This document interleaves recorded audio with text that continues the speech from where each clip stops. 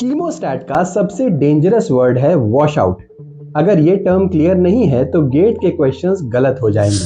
कीमोस्टैट में एक important relationship जरूर याद रखें। स्टेडी स्टेट पे mu is equals to D के बराबर होता है।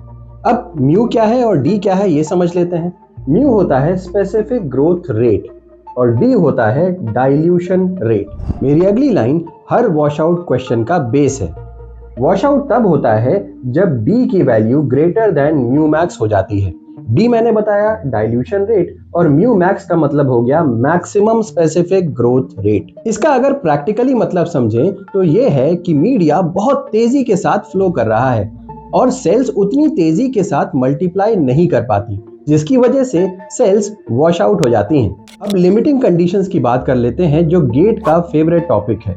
लिमिटिंग केसेस में d is equals to mu max हो जाता है, यानी कि डाइल्यूशन बराबर हो जाता है मैक्सिमम स्पेसिफिक ग्रोथ रेट के। इस वजह से बायोमास लगभग जीरो हो जाता है, जिसको मैंने अभी थोड़ी देर पहले आपको समझाया था वॉश आउट कह के।